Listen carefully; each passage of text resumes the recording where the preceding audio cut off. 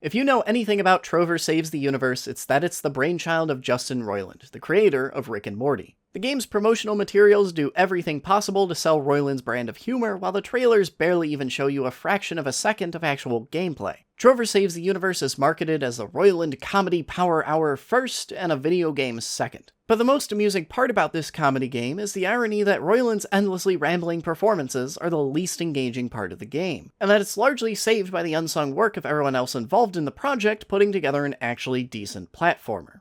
As always, I'm Alex, and this is First 5, where I ask if games are worth your time, not your money. I played a game for 5 hours, and I'm gonna tell you if those were 5 hours well spent.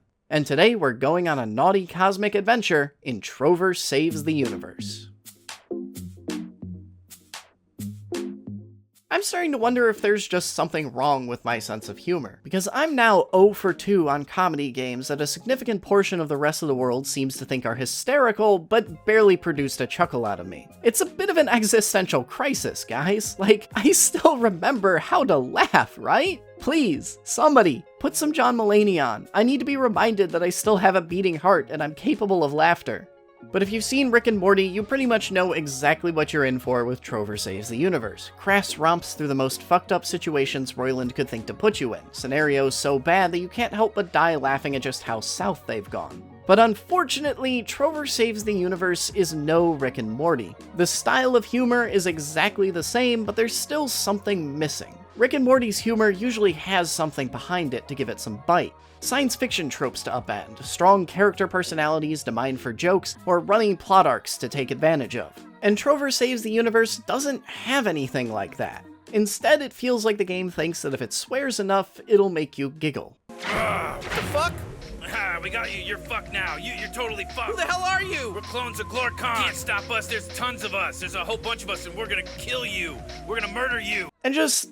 look, I love Rick and Morty as much as the next guy, but if you want to get a reaction out of me, there still needs to be something of actual substance laced in between the average 3 fucks per sentence. But the weakest element of all in Trover Saves the Universe is none other than your own character. You take the role of a chair-orpian, a chair-bound alien that only gets around by teleporting from place to place and does everything through a controller. It's a cute setup for explaining away the restrictions of a VR game, but the real issue is your silent protagonist's status. Remember those strong character personalities I cited as something Rick and Morty has going for it? Well, the main character has the weakest personality of all, none to speak of whatsoever. Rick and Morty has the 2 titular characters constantly feeding off of each other, but in this game, your partner in crime Trover has nothing to work with. And without having anything to interact with, Roiland's performances may as well be a stand-up routine playing on your second monitor while you just happen to be playing a weird platformer. Yeah, we gotta kill those guys. Hey, what's up? Better buckle in. You ever killed anybody before? No, I haven't really. Yeah, I mean, it stays with you. I mean, it's rough, you know. I know we gotta do it. We gotta do it for Glorcon, because he's got big plans.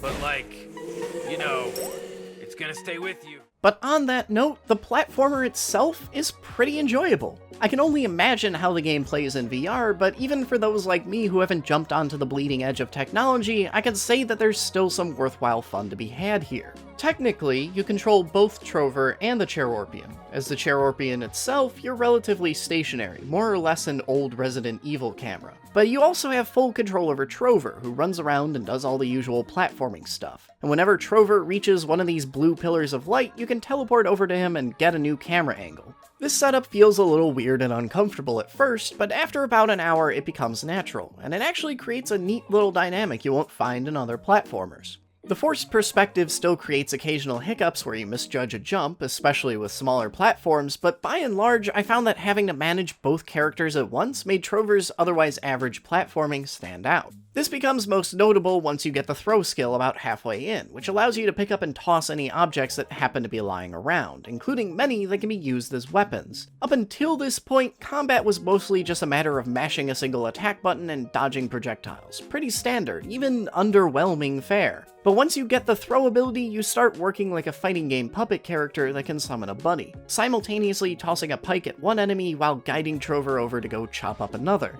And overall, yeah, once all the pieces come together, it's pretty solid. Add in a bunch of collectibles to hunt down and some very light puzzles to mess around with, and you've got a pretty chill, well-constructed 3D mascot platformer. And if there's one anecdote that best sums up everything I've been talking about, it's one about Flesh World. In this particular level, you're constantly hounded by Trover's ex-roommate, Gale, who incessantly badgers you from floating television cubes as you make your way through the region. But these cubes also serve a mechanical function. Break a cube, and you interrupt Gale's dialogue, but you could start using it as a platform for Trover to jump on. But as soon as I learned this, I never bothered listening to a single line of Gale's dialogue again, instead opting to break the cube as soon as possible so I could get back to the gameplay.